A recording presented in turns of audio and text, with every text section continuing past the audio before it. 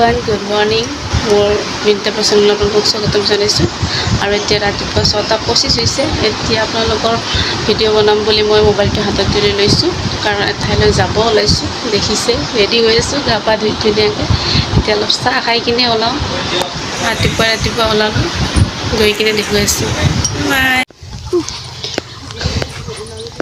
শাওনৰ পথাৰখন দেখিছেনে সেউজীয়া হৈ আছে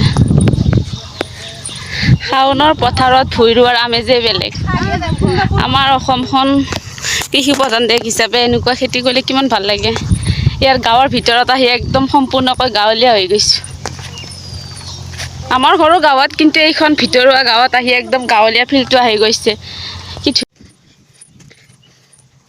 আন্তিকতাৰ পৰা বহুত দূৰত এইখন গাঁও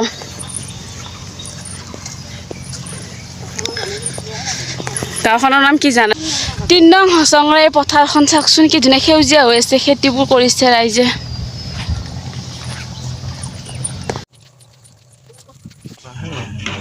এইটো কলীয়া ঠাকুৰ মন্দিৰৰ শিৱ মন্দিৰ হয় এইটো জাগ্ৰত শিৱ মন্দিৰ বুলি কোৱা হয় ইয়াতে যি সোধে তাকে পায় বুলি কয় আৰু এজন বাবা আছে তেওঁ হাত চাই কিনে সকলো কথা কৈ দিব পাৰে এইটো এটা শিৱ মন্দিৰ হয় আমি ৰাতিপুৱা আহিলোঁ এইকাৰণে বন্ধ হৈ আছে বহুত ৰাতিপুৱাই আহিলোঁ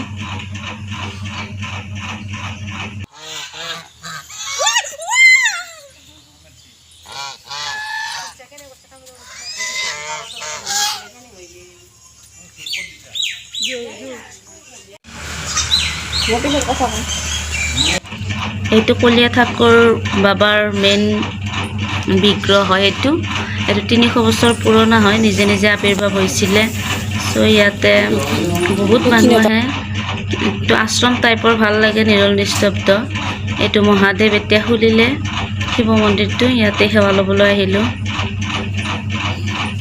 সঁচাকৈ ভাল লাগিছে মন্দিৰটোত আহি বহুত ভিতৰ সোমোৱা গাঁৱত আছে বহুতে হয়তো নাজানে আৰু যিমানে আমি ইয়াতে চাকি ধূপ জ্বলালোঁ ইয়াতে জ্বলাব লাগে তেলৰ চাকি দিলে ইয়াতে জ্বলাব লাগে আৰু ঘিউ চাকি দিলে বিগ্ৰহত জ্বলাব লাগে শালগ্ৰাম বুলি কয় তাত জ্বলাব লাগে এতিয়া আমি বহুত পুৱাই আহিলোঁ 6:30-7টা মানতে আহিলোঁ কাৰণ মানুহৰ বহুত ভিৰ হয় দেৰিলৈকে সোনকালে আহিলে সোনকালে যাব পাৰিম বুলি সোনকালে আহিলোঁ এতিয়া বতাহৰ কাৰণে চাকি জ্বলোৱাই হোৱা নাছিল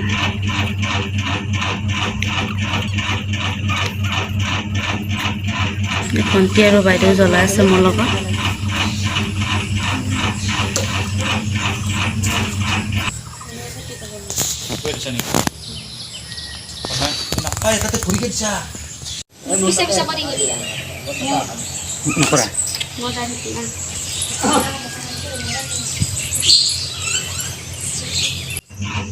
মই শিৱ মন্দিৰৰ বুলি ওলাই আহিলোঁ শিৱ মন্দিৰটো বেলেগ ফালে আছে যিহেতু মই অলপ ধূপ চাকি জ্বলাই থৈ আহোঁ তাত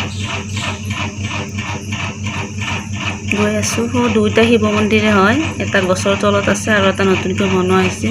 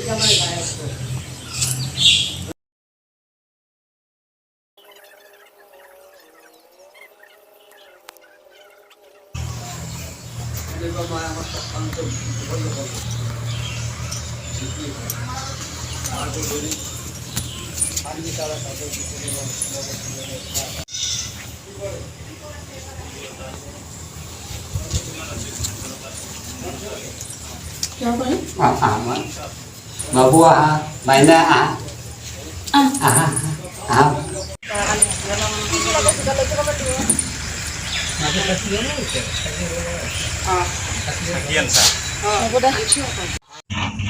এইটো ঠাকুৰ মন্দিৰৰ বাবাজনক মই সুধি লওঁ যে এইটো কেতিয়া স্থাপন কৰা হৈছিলে, কেতিয়া হৈছিলে আৰু তেখেতে কেতিয়াৰ পৰা আছে ইয়াকে মই জানিবৰ কাৰণে তেখেতৰ ওচৰলৈ গৈছোঁ। তেখেতক অলপ কথা সোধোঁ।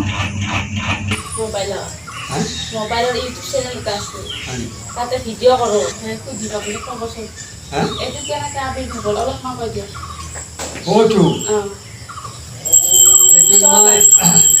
তাৰমানে অলপমান হেৰি ক'ব লাগে, কাহিনীটো ক'ব লাগে। এইটো মই কাহিনী ক'ব লাগিলে মই তেওঁৰ কথা কওঁ এতিয়া 300 বছৰৰ পৰা আবিৰ্ভাৱ লোৱা বস্তু। এইটোৰ নাম হ'ল শালগ্ৰাম গোসাঁই ভগৱান। কিন্তু এওঁ তাত 9টা গ্ৰহ আছে। এওঁ হ'ল বিষ্ণু অৱতাৰ। এওঁ তাতে ধনুষ চাকি আৰু তুলসীৰ পাতেদি পূজা কৰিব লাগে। এওঁ তাতে এওঁৰ পেৰে নাই বহুত মানুহে চাকৰি হওক বা অন্য কিবা সংগ্ৰামত হওক বহুখিনি এওঁৰ পৰা কিবা কানি পাইছিল। পাৱাৰ বিনিময়ত তাৰ মানে এওঁৰ তাতে মাই দান বলি নিৰ্মাণ এওঁৰ কাৰণে দি আছে। কোনোবাই ধৰ্মাই দিগন্ত কলিতাই এই এয়াৰে লাগ দিছিল, এই ভৱেশ কলিতাই তাতে সেই বাথৰুম লেট্ৰিন বনাই দিছিল, এই বাউণ্ডেৰীটো অল কৰি দিছিল, চব দাতাই দিয়া, চব দাতাই, কোনো কমিটি বনোৱা নহয়। এতিয়া তাৰে পাছত এওঁৰ তাতে আগত মাই 1 নম্বৰ 2 নম্বৰ 3 নম্বৰ। 1 নম্বৰত মাই যিটো নেকি ইয়াতে এজন বিধৱা তিৰোতা এজনী পালি আহিছে এই জংঘলৰ মাজত থাকলি। এই বিধৱা তিৰোতাজনীয়ে বাঘেই এটা গৰু এটা খাইছিল। খাওঁতে তেনে তাই বিচৰি 18 দিন হৈ গ'ল, বিচৰি নাপাই নিছে। এওঁক কৈছে সেই যে প্ৰভু তেতিয়া এইগিলাখান একো নাই, আমাৰ সুধা জংঘল মাজত মই গৰুটো আপোনাৰ আজি 18 দিন হৈ গাইটো মই নাপালোঁ। মই কালিৰ পৰা আপোনাৰ তাকে মই চাকি বন্তি দিবা নাহোঁ, কালিৰ পৰা নাহিলি। এতিয়া তাৰ কাৰণে মই আজি আপোনাক ক'লোঁ মই কালিৰ পৰা নাহোঁ। মই গৰুটো বাঘেই খালা নে কোনোবা চোৰে চোৰ কৰি দিলে আপুনি প্ৰমাণ দিব নোৱাৰিলে নহয়, মই তাৰ কাৰণে নাহোঁ। যেতিয়া কৈ থৈ পেলাই গুচি গ'ল, ৰাতি ধৰি এওঁ ধৰি বগা ঘোঁৰা লৈ গৈছে। বগা ঘোঁৰা নি তেওঁ তাতে চোতাল যায়, হেৰি আছে এই ঘুগিয়া লগা আছে হেৰি ঘোঁৰাটোত জুলকে বাজি উঠাৰ লগে লগে তেতিয়ালৈ ভগৱানে যাই যাই চেমকেনি তাই ৰাতিপুৱা মোৰ তাতে গাটো ধুইছে, মোৰ তাকে যাবি আৰু কৈছে বোলে গুচি আহিছে আগৰ পৰা। তেতিয়ানে সেই বিধৱাটোৱে মোক কিয় মাতিলা, ভগৱান আহিলে দেখোন মোক ঘেৰি ঘেৰি মাতিলে, কিয় যাব দিলে বুলি মই যাব লাগিব। সেই বুলি মই আকৌ আকলাই আহিব নোৱাৰে, মই একে জংঘল হয় বাঘ আকলাই আহিব নোৱাৰিব, দাঙি লৈ যাব বাঘে খাই পেলাব। তাৰ কাৰণে 5জন 6জন মানুহ এই ঘৰ এই পিনে এনেকৈ জেও চল নাই এনেকৈ ধৰি আহিল। এই সিমান দেখা পাইছে মোৰ তাতে মস্তুৰ প্ৰকাণ্ড নাহাৰ কুটি বা কথা ইয়াৰ পৰাই সিমান লম্বা হাত দুখন তেওঁ তাতে দি পেলাই এনেকৈ সিফালে মুখ দি হাত দুখন এনেকৈ দি পৰিবলৈ মৰি আছে। কিন্তু তেওঁলোকে মৰা বুলি ভাবে নাই, জেঠ বুলি ভাবিছে।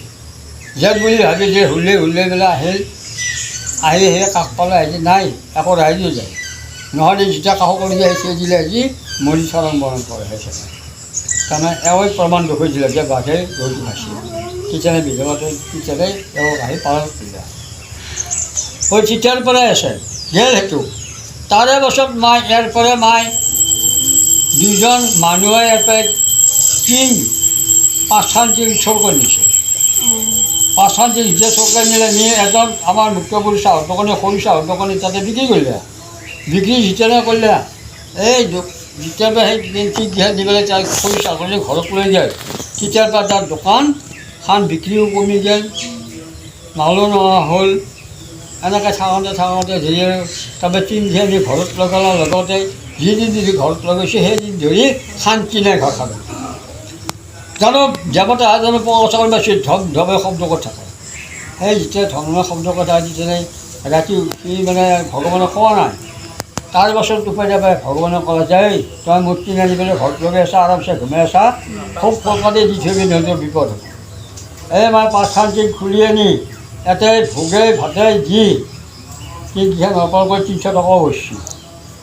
দি থৈ গুচি গ'ল মাছ দিলে মাৰ ঘৰখন তাৰ আলেনি এই এতিয়া অকণমান ভালে হৈছে দোকান পোহাৰটো ভালিছে হৈ যায় আকৌ নাই এই এতিয়া অকণমান লাইন আছে আৰু মাছ তাৰ কাৰণে বৈৰাঘাট মন্দিৰ গ'লে ক'ত যাব উঠছা বোলে ঠাকুৰ মন্দিৰ যাওঁ ঐ সেইটো মন্দিৰ কালটাক মন্দিৰ কানি কাপোৰ চিকেন মিলন কৰি এনে এনে নাচবি বেয়াকৈ নাচবি কিন্তু মোক ৰাম ৰাম লৈ দিছে এতিয়া অঁ এইটো কয়লা ঠাকুৰ বুলি জাগ্ৰত মন্দিৰ অঁ সেনেকৈ নাচবি যদিও ভদকে এতিয়া আমি মন্দিৰৰ পৰা ঘৰত যাব ওলাইছোঁ বহুত ভাল লাগিলে মন্দিৰটোত আহি একদম নিৰ্জনতা ঠাই নিৰ্জন পৰিৱেশ ধুনীয়া লাগিলে আহি এতিয়া মন্দিৰটোৰ পৰা যাব ওলাইছোঁ আজি বেছি বিশেষ মানুহ নাই সোমবাৰে বেছি হয় কালিয়ে হৈ গ'ল বোলে বহুত তথাপিও 4 যোৰামান আহিছিলোঁ এতিয়া আমি যাবলৈ ওলাইছোঁ আৰু আহি আছে মানুহ